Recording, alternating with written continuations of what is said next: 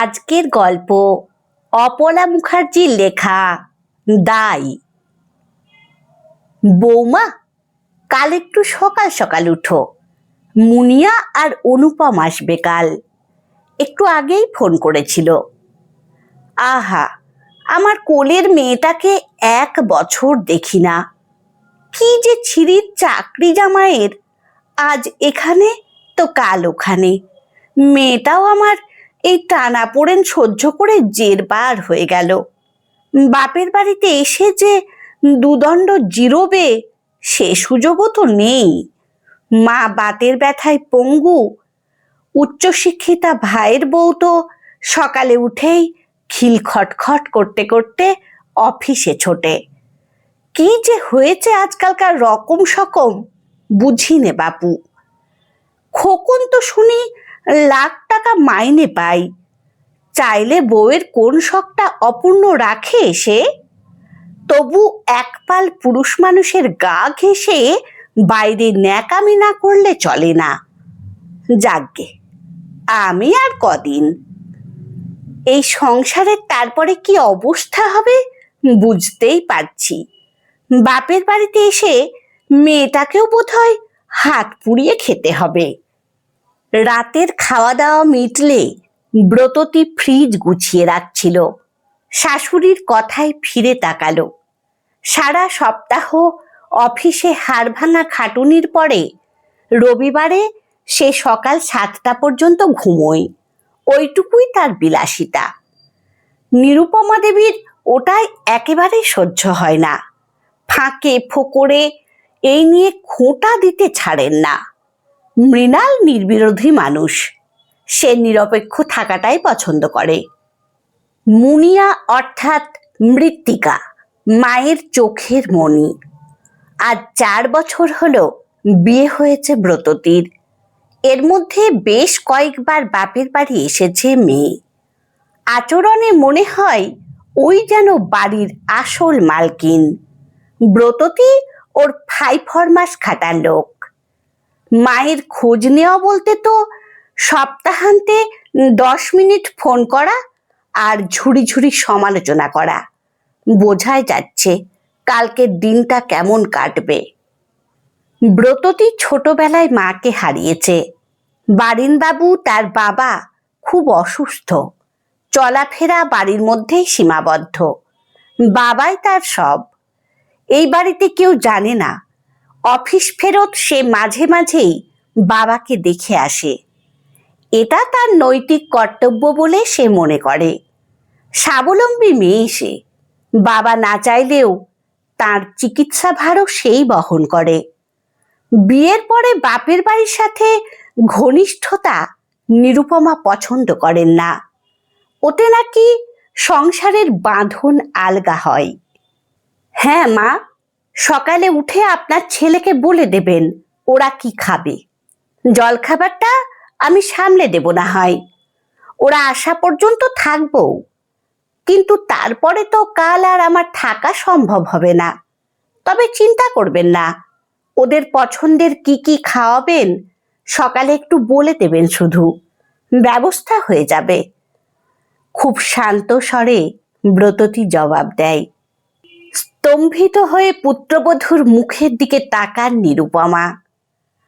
প্রথমটাই কথাই বলতে পারছিলেন না, পরে অসম্ভব ক্রোধে ফেটে পড়লেন।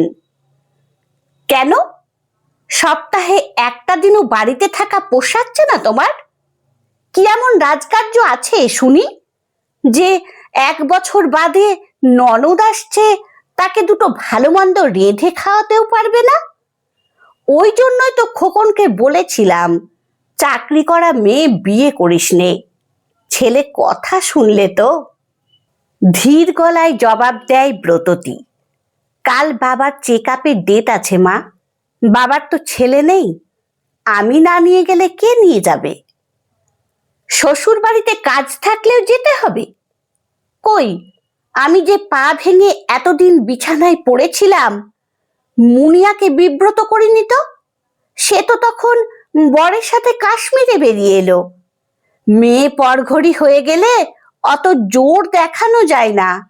বিয়ের পরে মেয়েদের শ্বশুর বাড়িটাই সব। আমাদের কালে এসব শেখাতে হতো না। এখনকার বেহায়া মেয়েগুলো কিছু শিখলে তো। হ্যাঁ মা, সব মনে আছে আমার। আমাদের দুজনকেই যে তখন অফিস থেকে ছুটি নিতে হয়েছিল। আমাদের প্রাচীন সংস্কার অনুযায়ী মা বাবার সেবার দায়িত্ব তো পুত্র পুত্রবধূ থাকলে তাদের উপরেই বর্তায়। কন্যা সন্তান তো পরের সম্পত্তি। তার বাপের বাড়ি সম্পর্কে নিজস্ব কিছু বক্তব্য থাকতে নেই যে। মায়ের রোগ শয্যায় বসার সময় তার কোথায়? সে তো শ্বশুর বাড়ির মনোরঞ্জন করতেই ব্যস্ত থাকে।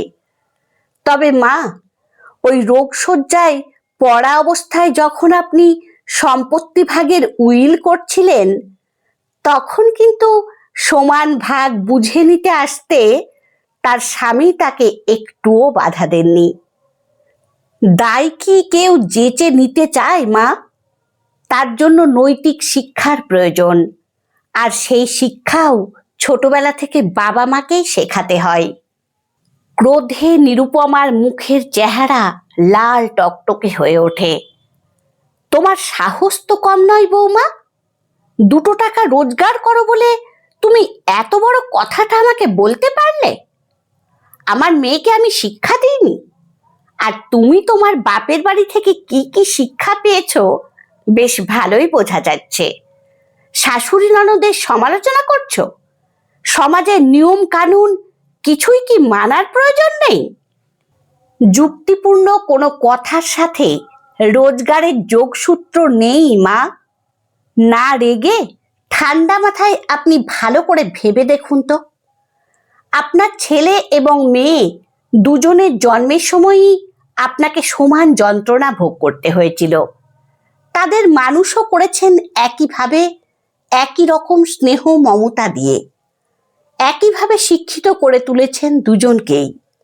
সাধ্যাতীত খরচে যেমন ছেলেকে পড়াশোনা শিখিয়েছেন, ঠিক তেমনি মেয়েকেও সুপাত্রস্থ করেছেন।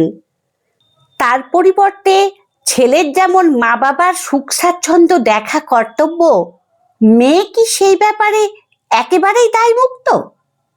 সব মা বাবার হয়তো প্রয়োজন থাকে না, কিন্তু ভাই বোন কাঁধে কাঁধ মিলিয়ে মা বাবার জন্য এসে দাঁড়ালে তাদেরও তো ভালো লাগে।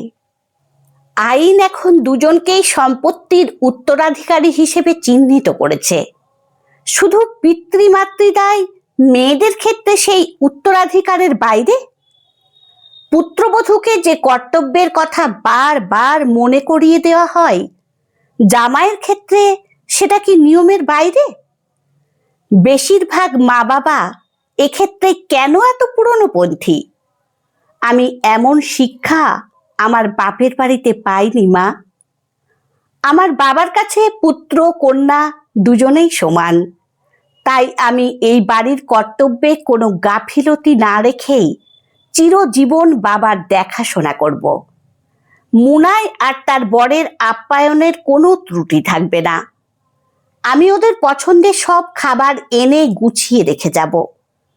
মা হিসেবে শুধু এইটুকু মনে রাখবেন মা, সব মেয়েদের সাথে সাথে তাদের শ্বশুর বাড়িকেও এ কথা মনে রাখতে হবে। পুত্রবধূর মা বাবাও তাদের দায়িত্ব। নারীর টান এক ধাক্কায় ছিঁড়ে ফেলা যায় না। এই কথাগুলো সবাই বুঝলে তবেই সংসার সুখের হবে। রান্নাঘর ছেড়ে এবার শোবার ঘরের দিকে এগোয় ব্রততী। চুপ করে এক জায়গায় দাঁড়িয়ে থাকেন নিরুপমা দেবী। নিজের বধূ জীবনের কথা মনে পড়ে যায় তার। 2 ননদ বর্তমান থাকা সত্ত্বেও অসুস্থ শাশুড়িকে ফেলে মৃত্যুশয্যায় পড়ে থাকা নিজের মাকে একবার চোখের দেখাও দেখতে পাননি তিনি। যখন গিয়ে দাঁড়িয়েছিলেন তখন সব শেষ। এই যুগের মেয়েরা কত কঠিন কথা কত সহজভাবে ভাবতে পারে।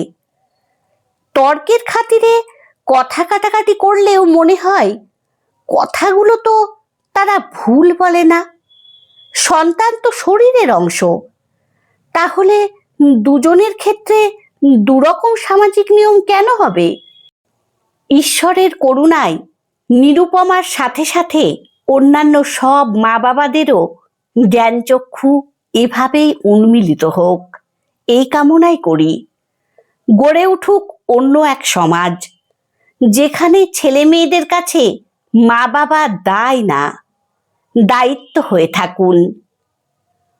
আমার গল্প পাঠ যদি আপনাদের ভালো লেগে থাকে তাহলে লাইক, কমেন্ট ও শেয়ার করে দেবেন। ধন্যবাদ।